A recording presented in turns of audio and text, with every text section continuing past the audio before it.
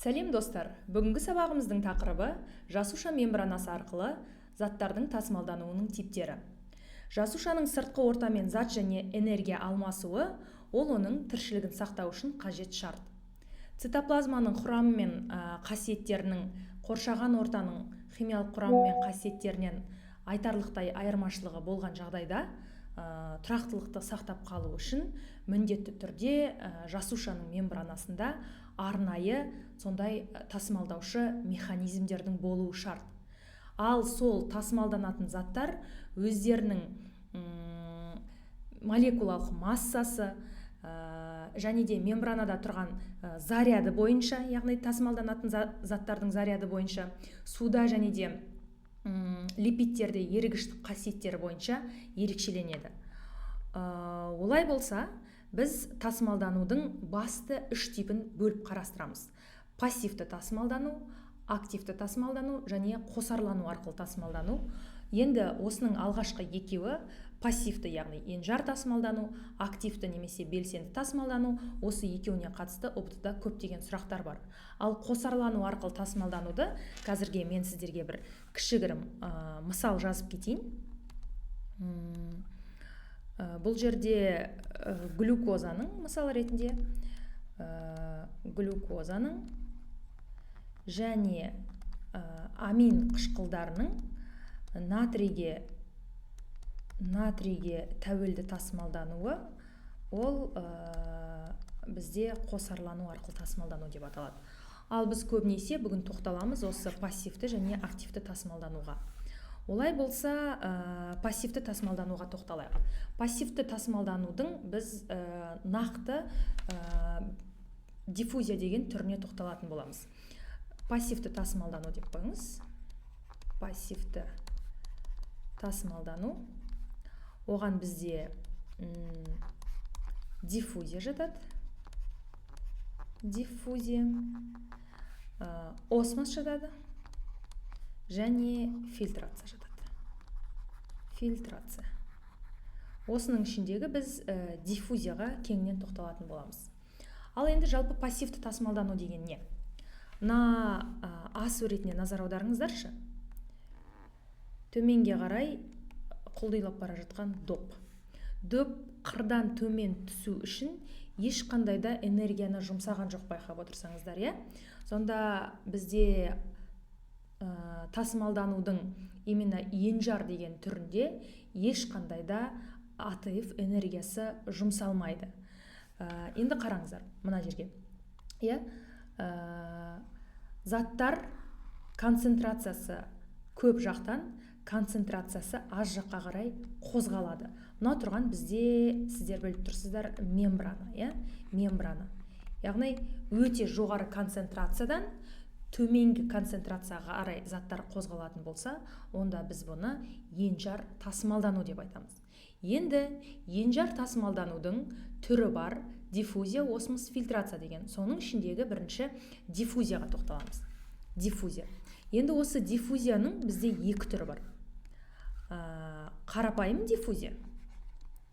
Қарапайым диффузия. Және жеңілдетілген диффузия. Жеңілдетілген диффузия. Алдымен қарапайым және жеңілдетілген деп бөліп алмас бұрын диффузия деген сөзге тоқталайық. Диффузияны біз күнделікті өмірде көріп, біліп, естіп жүрміз. Енді қараңыз, диффузия. Әртүрлі орталар деп отырғанымыз бізде қатты, сұйық, газ тәріздес. Әртүрлі орталарда заттардың молекулаларының бей-берекет қозғалысын, яғни, біз диффузия деп айтамыз. Енді мына суретке назар аударатын болсаңыз, мысалға, сіз бөлмеге келіп әтір себетін болсаңыз, кішкене уақыттан кейін ол бөлменің ішіндегі адамдар оны сезетін болады, И және де сол әтірдің молекулаларының қозғалуына ешқандай да энергия жұмсалған жоқ. Бұл диффузияның газ тәрізді ортада таралуы. Ал одан бөлек ол сұйық ортада да таралуы мүмкін. Мәселен, біз ақ суға, қайнап тұрған суға кәдімгі чайный пакетикті салатын болсақ, кішкенеден кейін ол су қызарып қою күрең түске айналады. Сұйық ортадағы диффузия деп аталады бұл. және де соның таралуына ешқандай да энергия жұмсалған жоқ. Сонда пассивті тасымалдану дегеніміз, енді қарап отырыңыздаршы, не деген мағына береді? Пассивті тасымалдану концентрациясы жоғары ортадан концентрациясы төмен ортаға энергия шығындамай өту. Міне, жоғары ортадан төмен ортаға энергия шығындамай өту. Және де бұл не арқылы өту? Мембрана арқылы өту. Келесі, бұған мысал ретінде 2-3 мысал айтамын мен сіздерге. Кіші полюссіз молекулалар қандай молекулалар? Оттек, стероидтар, тиреоидты гормондар деп отырғанымыз бізде қалқанша безінің гормондары, май қышқылы оңай өтеді. Мынаған назар аударыңыздар, оңай өтеді. Сонымен қатар үлкен жылдамдықпен зарядталмаған полюсті кіші молекулалар, яғни көмір қышқыл газы көріп тұрсыздар, NH4, H2O, этанол, несепнар диффузияланады. Ары қарай кеттік. Енді бұл бізде оқушылар қандай диффузия деп аталады? Қарапайым диффузия деп аталады. Енді осы мынаған назар аударыңыздар. Қарапайым диффузия. Қарапайым диффузия бұл тек қана не арқылы? Билипидті мембрана арқылы өтетін болса, онда оны біз қарапайым диффузия деп айтамыз. Қараңыз, мембранада қандай да бір ешқандай заттардың өтуіне арнайы бір көмекші құралдар тұрған жоқ. Просто так мембрана арқылы заттар концентрациясының жоғары жағынан төменгі жағына қарай, яғни аз жағына қарай өтіп кетті. Осыны біз қарапайым диффузия деп айтамыз. Түсінікті ғой, қарапайым диффузия. Енді келесі біз жеңілдетілген диффузияға назар аударамыз. Неге ол жеңілдетілген деп аталады? Демек, белгілі бір заттардың өтуіне көмектесетін қандай да бір заттар бар. Оны біз, яғни арнайы тасымалдаушы нәруыз транслоказалар қатысады. Енді қараңыздар, жеңілдетілген диффузияның қарапайым диффузиядан айырмашылығы деп жазып қойықшы міне, бұл қарапайым диффузиядан айырмашылығы ненің болуында, яғни тасымалдаушы нәруыз деп жазып қойыңыз. Тасымалдаушы нәруіз транслоказаның болуында. Енді сол тасымалдаушы нәруіз міне жеңілдетілген диффузияға назар аударайық.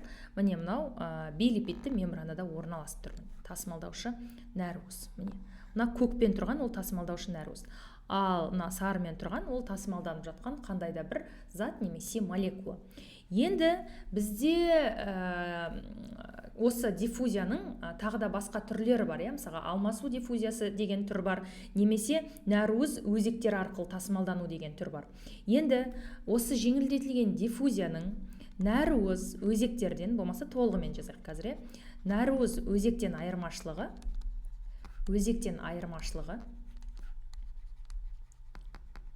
қазір осыдан кейін біз нәруіз өзектер арқылы тасымалдану дегенде қарастырамыз. Ол да осы қарапайым тасымалданудың бір мысалы.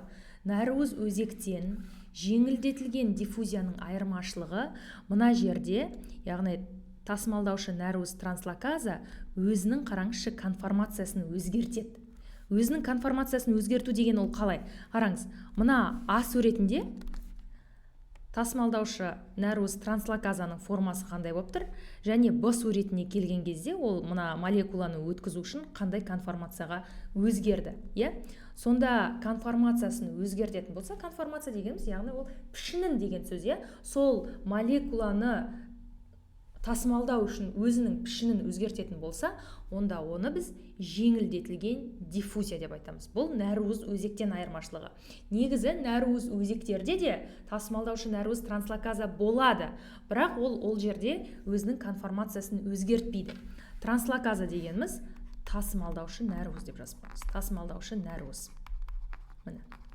Енді оқушылар мынаған назар аударуларыңызды сұраймын. Тасымалдаушы нәруіз транслоказа қатысқан жеңілдетілген диффузияның 3 типі болады. Соған назар аударыңыздар.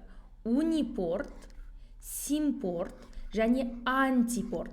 Енді унипорт, симпорт, антипорт дегеніміз, бұл бізде көбінесе, яғни симпорт пен антипорт бұл активті, яғни белсенді тасымалдануда да бар. Сондықтан сіздер белсенді тасымалданудың енжар тасымалданудан айырмашылығын білулеріңіз керек. Именно осы симпорт, антипортты екеуінің мысалдары оқушылар екі түрлі болады. Енді қазір мен сіздерге унипорт, симпорт, антипорттың айырмашылығын түсіндірейін. Сіздер уже суретке қарап оны біліп отырсыздар. Енді қараңызшы. Мына жерде алдына сөз жазып қою керек. Пассивті унипорт.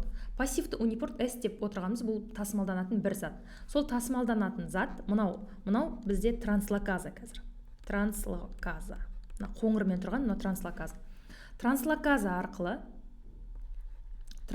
арқылы бір зат, яғни бір бағытта тасымалданатын болса, онда оны біз пассивті унипорт деп айтамыз. Осы пассивті унипорт әдісімен қандай, яғни пассивті унипорт жолымен қандай заттар тасымалдануына мысал келтірейік. Мысалға, қаннан миға нелер тасымалданады? Амин қышқылы, немесе глюкоза деп қояйық. Глюкоза тасымалданады. Қаннан миға глюкоза тасымалданатын болса, онда ол бізде пассивті унипорт деп аталады. Одан бөлек бірінші реттік зәрден қанға қарай тоже глюкоза және амин қышқылдары тасымалдана береді. Глюкоза. Бұл бізде пассивті унипорт деп аталады. Енді ары қарай кеттік. Келесі симпорт. Симпорт дегеніміз не? Соған назар аударайық. Өздеріңіз көріп отырсыздар. Бір мезгілде пассивті симпорт.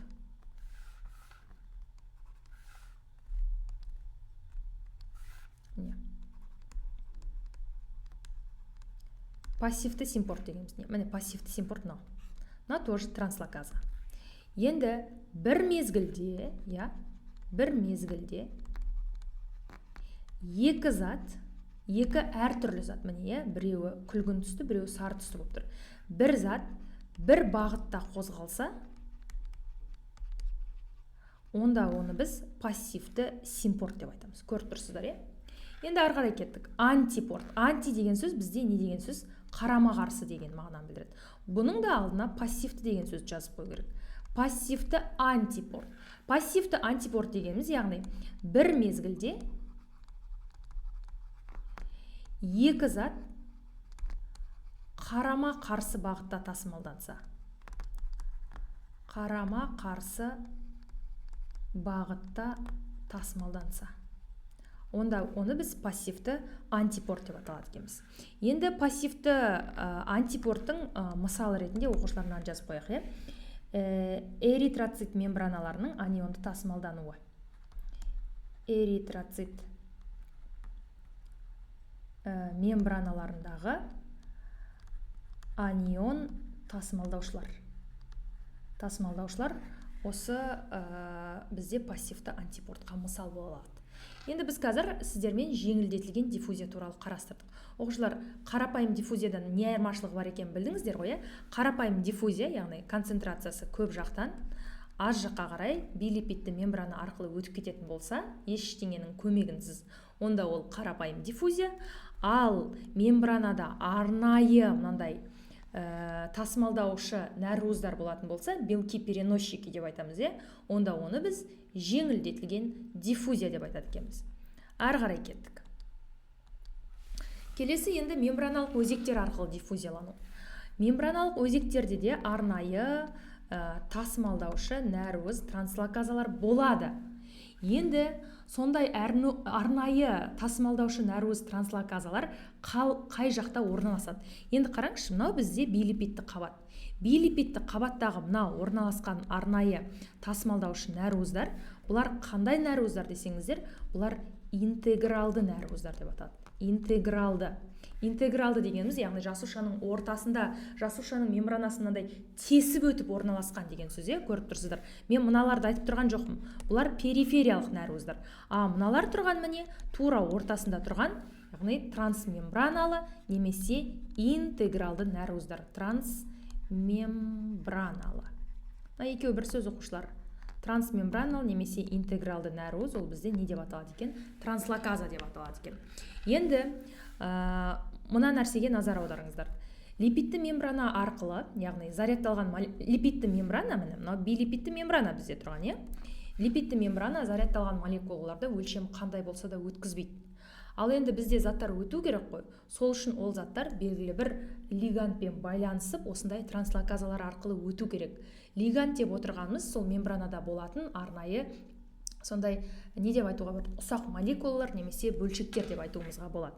Енді мембраналық өзектер арқылы диффузияланудың көбінесе осы ОБТ-да оқушылар мынандай екі түрі сіздерге жиі кездесетін болады.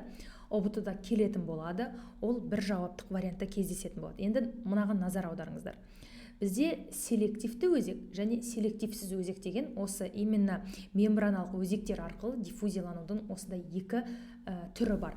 Селективті деп тұр, оқушылар, бірінші селективті селективсіз өзектің бір-бірінен айырмашылығын айтпастан бұрын біздер селективті деген сөздің не мағына беретіндігін біліп алайықшы. Сіздер білесіздер ғой, 9 сыныпта немесе осы 11 сыныпта біздер селекция деген ғылымды өтеміз. Селекция дегеніміз не деген сөз? Сұрыптау деген сөз. Сонда селективті деген сөз арнайы сондай молекула зарядына байланысты мән беріп деген сондай мағынаны білдіреді. Сұрыптап, таңдамалы өткізетін деген мағынаны білдіреді. Енді селективті өзектердің селективсіз өзектерден не айырмашылығы бар? Соны сұрайды оқушылар. Қазір мен экранға шығаратын ақпаратты оқушылар мұқият қараңыздар. Ең қараңыз. Селективсіз өзек, селективсіз деп өзі айтып тұр. Яғни сондай бір арнайы селективті өзектермен салыстырғанда кез келген затты жаңағы өткізуге қабілетті, но бірақ бәрібір не молекула зарядына мән береді. Енді қараңызшы, егер өзектер заттарды тек несі бойынша, өлшемі бойынша ажырата алатын болса, белгілі бір шамадан кіші барлық молекулаларды, яғни белгілі бір шама, яғни арнайы бір не бар бұл жерде, яғни таңдау бар, кіші барлық молекулаларды концентрация градиенті бойынша өткізсе, онда оларды біз селективсіз өзек деп айтамыз. Бұл жерде оқушылар сіздерден мынаны сұрайды. Мына бірінші сөйлем ОБТ-да тұрады. Егер өзектер заттарды тек өлшемі бойынша ажырататын болса деген осы сұрақ болады ОБТ-да. Соған мән беріңіздер. Селективсіз өзек. Иондардың әрбір түрі үшін өзіне тән өзек түрлері болады. Себебі олар әрдайым ашық күйде болады және де белгілі бір өлшем бар, заряды бар заттарға ғана сәйкес келеді. Ал енді селективті деп тұр, Селективсіз деген сөз былайша айтқан кезде өткізе береді деген сөз ғой, түсініп тұрсыздар ғой, Ал селективті деген сөз ол таңдап өткізеді деген сөз. Яғни белгілі бір иондарды ғана тасымалдауға қатысады. Именно оқушылар осы сөйлемді естеріңізге дұрыстап тұрып сақтап алыңыздар. Ары қарай кеттік. Енді осындай селективті өзектер, белгілі бір ионды ғана тасымалдауға қабілетті селективті өзектер өздерінің, яғни активациялық өзектердің ашылуын тудыратын дабылға байланысты, яғни сигналға байланысты деп айтамыз, осындай үш түрі болады. Хемосезімтал, потенциал сезімтал және механосезімтал. Бұл сұрақтарда оқушылар ОБТ-да бар. Биылғы ОБТ-да бір жауаптық вариант ретінде сіздерге келеді. Естеріңізге дұрыстап сақтап алыңыздар. Әрі қарай кеттік. Келесі енді бізде диффузияның тағы бір түрі, яғни біз диффузияның уже бірнеше түрімен таныстық, Қандай диффузия? Қарапайым диффузия, жеңілдетілген диффузия, мембраналық өзектер арқылы тасымалдану, яғни транслоказа арқылы, сонымен қатар алмасу диффузия. Енді суретке назар аударыңыздар, алмасу диффузиясы деп айтып тұр. Алмасу диффузиясы көбінесе осы бронхларда кездеседі және де қан тамырлардың бірыңғай салалы бұлшықеттерінде кездеседі. Қараңыздар, бронхларда деп жазып қояйық. Бронхларда және де қан тамырлардың бірыңғай салалы бұлшықеттерінде. Сонымен қатар оқушылар жүректің миоциттерінде де кездеседі. Миоцит, яғни жүректің бұлшықеттері, жүректің көлденең жолақты бұлшықеттерінде де кездеседі. Яғни осы жердегі заттардың өзара алмасуы. Енді алмасу диффузиясына сіздерге теория көрсеттім міне.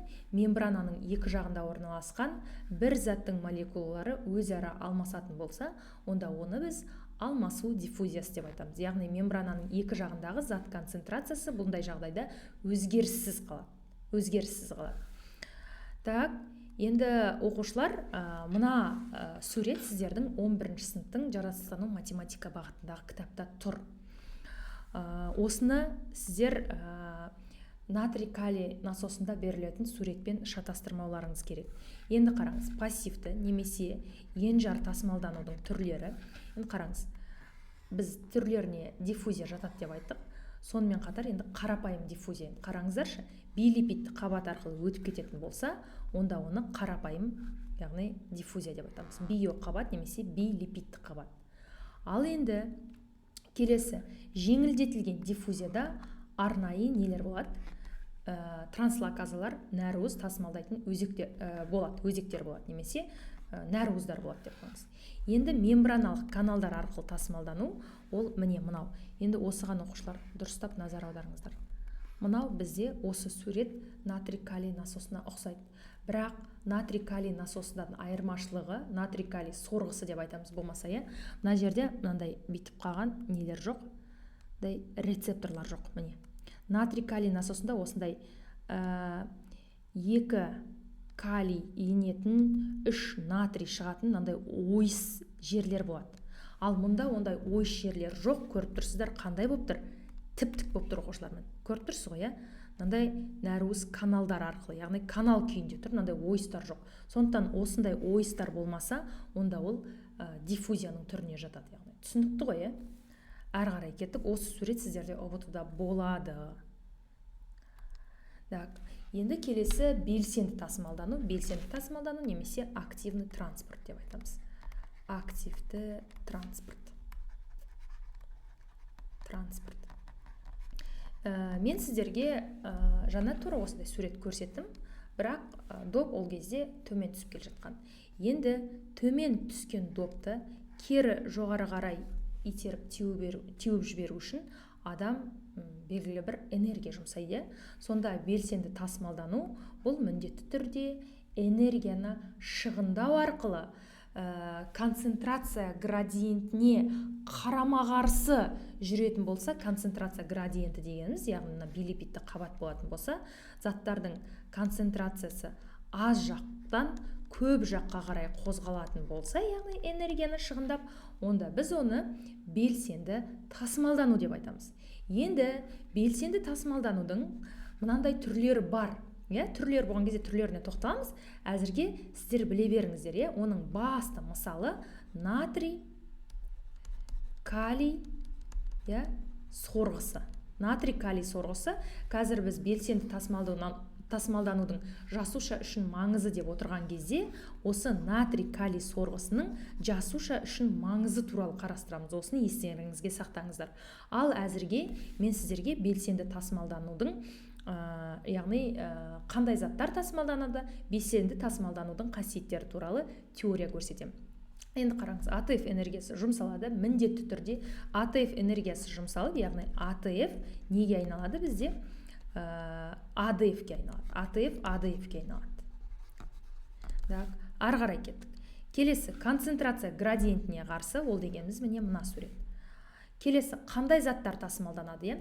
Олар нәруыз түтіктер арқылы жүруі мүмкін, немесе қараңыздар, қармап алуға мембрана қатысады. Қармап алу деп отырғанымыз, бұл жерде қазір оқушылар екеуімен таныстырам сіздерге, фагоцитоз және пиноцитоз құбылыстары. Пиноцитоз. Біз бұмен сіздерді иммунитетті өткен кезде танысқан болатынбыз. Және де осы белсенді тасымалданады, қандай заттар дейтін болсаңыздар, мынаны ұмытпаңыздар. Амин қышқылдары, глюкоза, иондардың тасымалдануы белсенді тасымалдануға мысал бола алады. Олай болатын болса, белсенді тасымалданудың жасуша үшін маңызы, немесе натрий калий сорғысының жасуша үшін маңызы деген сұраққа тоқталайықшы балалар. Енді қараңыздар. Егер былай ойланып көріңіздерші, белсенді тасымалданудың жасуша үшін маңызы. Егер де заттардың мембрана арқылы тасымалдануы осы диффузия арқылы жүре беретін болса, ерте ме кеш пе мембрананың екі жағында заттардың концентрациясы оқушылар теңеседі. Ал теңесу деген сөз естеріңізге сақтаңыз, биожүйелерде теңесу деген сөз ол клетканың өлімі деген мағынаны білдіреді. Осыны ұмытпаңыздар. Заттар концентрациясы қашан тең болады, сол кезде жасуша уже ол тірі жасуша емес, оқушылар. Ол өлі жасушада ғана мембрананың сырты мен ішінде заттар концентрациясы тең болады. Ал тірі жасушада әр қашан сондай белсенді транспорт арқылы олардың концентрациясы өзгеріп отырады, оқушылар. Теңеспеу керек міндетті түрде. Ал теңескен жағдайда қандай өзгерістердің орын алатындығын біз мына жерден көре аламыз, оқушылар. Мысалға, жүйке импульстары өздерінің жұмыс істеу ритмінен айырылады. Болмаса гормондар ешқашан қанға түспейді. Мысалға, бұлшықеттер жиырылуын доғарады. Мен қараңыздаршы, оқушылар, мынаған назар аударыңыздар. Бұл жағдайда деп тұрмын, жасуша тіршілігін жояды. Тура осы нәрсе жасушаның тіршілігін жояды деген сіздерге ұбт-да келетін болады. Егер яғни диффузиялану ұзақ жүре беретін болса, егер не қарапайым диффузия немесе яғни енжар тасымалдану ұзақ жүретін болса, онда жасуша тіршілігін жояды. Өйткені заттардың концентрациясы бұл жерде не істеп тұр? Теңесіп тұр.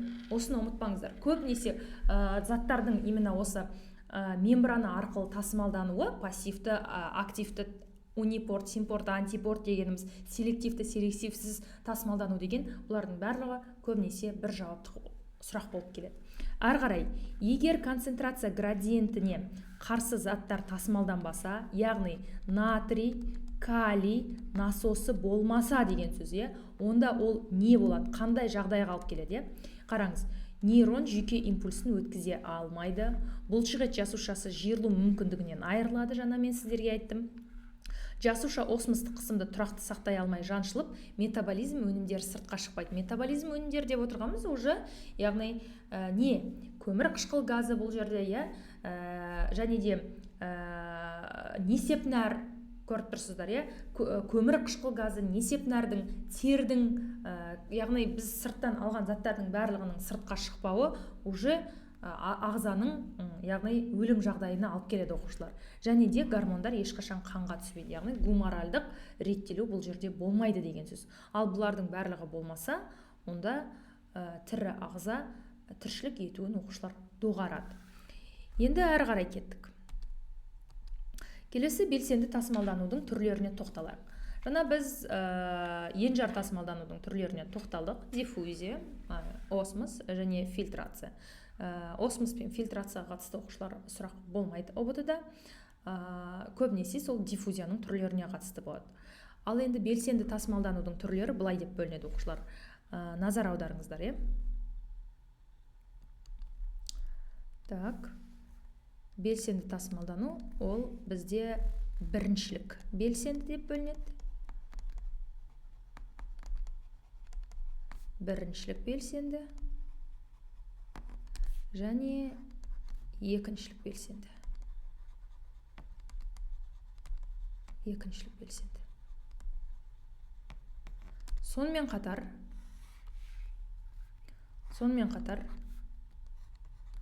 эндоцитоз және экзоцитоз. Енді қараңыз. Ең қарапайымнан бастап түсіндіре берейік. Экзоцитоз деген жасушадан қандай да бір заттың сыртқа қарай шығуы. Сыртқа шығатын болса, яғни ол да мембрана арқылы тасымалданып шығады ғой. Онда ол экзоцитоз. Эндоцитоз дегеніміз, яғни қармап алу. Жасушаға қандай да бір заттар енетін болса, ену. Онда ол эндоцитоз деп аталады. Енді енуі мүмкін қандай заттар? Қатты заттар енуі мүмкін, және оқушылар сұйық заттар енуі мүмкін. Пример, не деп айтуға болады? Гормондар енуі мүмкін, Ең қараңыз, қатты заттар енетін болса, мысалға, мына жерде бактерияның енуі, бактерия. Немесе сіздер 8-ші сыныптан білесіздер, мысалға, қолымызға тікен қадалуы, енетін болса, онда оны біз фагоцитоз. Фагоцитоз құбылысын ашқан ғалым, оқушылар, міне фагоцитоз деп жазылып тұр, Фагоцитоз құбылысын ашқан ғалым Ильич Мечников. яғни сырттан енген бөгде ағзаларды лейкоциттердің сіңіріп қорытып жіберуі. Былайша айтқан кезде оқушылар, сіздер бар ғой, жеу деп, клетканың жеу деп есіңізге сақтаңызшы. Қандай да бір заттарды жейміз біз, қандай затты? Қатты затты. Ал drinking cell деп айтамыз, drinking. Now eating cell. Eating cell. Cell. Eating деген қатты зат. Drinking cell. Cell деп отырғанымыз клетка. Drink, ішу, ал ішеміз біз қандай заттарды? Сұйық заттарды. Ішу деп есіңізге сақталасыз. Ал ол бізде не деп аталады екен? Пиноцитоз. Пиноцитоз. Пиноцитоз, фагоцитоз бұл ненің түрлері бізде? Эндоцитоздың түрлері оқушылар. Так, ары қарай кеттік. Енді келесі бізде біріншілік белсенді және екіншілік белсенді. Біріншілік белсендіге неге біріншілік белсенді деп айтамыз? Бұған энергияға тікелей АТФ жұмсалатын болса, онда оны біз біріншілік белсенді деп айтамыз. Енді біріншілік белсендінің айқын мысалы натрий калий сорғысы. Натрий калий сорғысы. Енді натрий калий сорғысы өзінің бір циклы ішінде деп айтайықшы, бір циклы ішінде, бір жұмыс істеу кезінде, міне қараңыздар, натрий калий сорғысы неде орналасқан? Тоже билипидті мембранада орналасқан. Бір цикл ішінде, ұмытпаңыздар, жасушадан сыртқа қарай 3 натрий ионын сыртқа қарай шығарады, 3 натрий ионын, жасушадан тысқары кеңістіктен ішке қарай 2 калий ионын ішке қарай кіргізеді, 3 натрий ионын сыртқа қарай шығарады. Осыны ұмытпаңыздар оқушылар. Осы сұрақ болып келеді сіздерге. Ары қарай кеттік. Және де осы насостың ашылып, жабылып жұмыс істеуі үшін міндетті түрде АТФ энергиясы жұмсалады. Міне, АТФ неге айналып тұр? АДФ-ге. АТФ, яғни аденозин трифосфор қышқылы, 3 фосфор қышқылының қалдығы, ал АДФ 2 фосфор қышқылының қалдығы бар, яғни энергоноситель. Ары қарай кеттік. Енді неге екіншілік белсенді деп атады? Екіншілік белсендіге тікелей АТФ энергиясы жұмсалмаса да оқушылар, немесе басқаша екіншілік белсендіні беттескен деп айтамыз. Беттескен. Енді қараңыз, екіншілік белсендіге оқушылар, мына жерде менде көп ақпарат болып кетті, сондықтан сіздер жазып үлгердіңіздер деген оймен мен екіншілік белсенді деген жазу үшін мына жерден ақпараттарды жоямын. Енді қарайық. Так, мында жазып қойын. Екіншілік белсенді. Белсенді немесе беттескен деп айттық. Беттескен. Мұнда бізде біріншілік белсенді бар. Міне. Екіншілік белсенді. Так, екіншілік белсендіге мынаған АТФ энергиясы жұмсалса, екіншілік белсендіге қандай энергиялар жұмсалады десеңіз, концентрациялық, химиялық, электр, химиялық градиенттер энергиясы.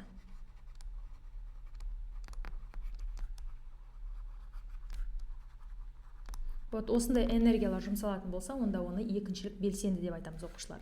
Енді осы екіншілік белсендінің де оқушылар, екіншілік белсендінің де екі түрі бар.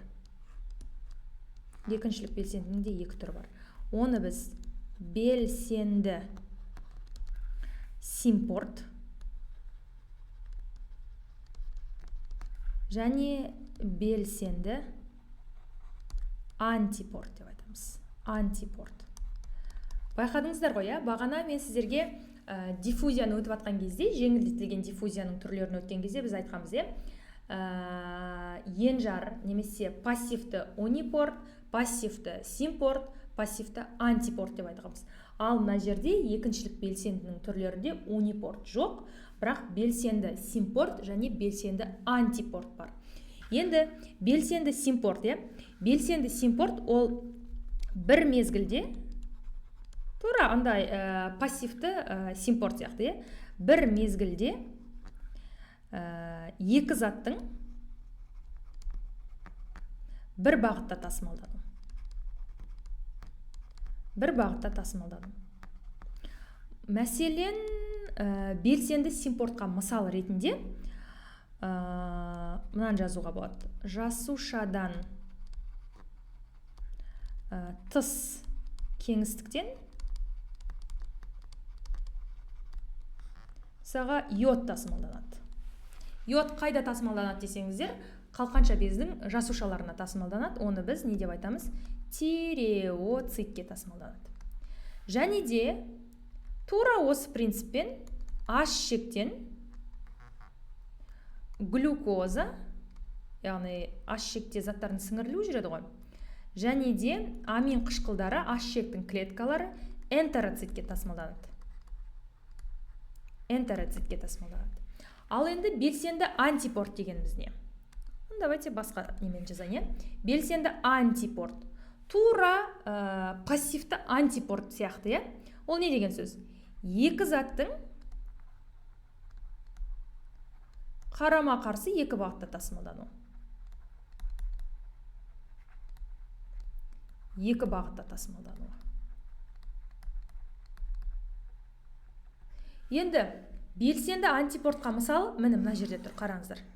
Белсенді антипортқа мысал. Мына сурет енді оқушылар, біз сіздермен бөліп шығару деген тарауды өткен жоқпыз, алайда сіздер 8-ші сыныпта, 9-ші сыныпта, 10-ші сыныпта кітапты оқыған болсаңыздар, кәдімгі бүйректің құрылымдық қызметтік бірлігін біз не деп айтамыз? Нефрон деп айтамыз. Вот сол нефронның мынау бір бөлшегі. Енді қараңыздаршы, мынау нефрондағы генле ілмегі, мынау дисталды канал өзек, мынау проксималды канал немесе өзек. Осы нефронда, яғни бүйректің өзекшелерінде деп айтайық болмаса, бүйрек өзекшелеріндегі, негізі нақты айтатын болсақ, проксималды өзекше деп айтамыз. Бүйрек өзекшелеріндегі эпителийде,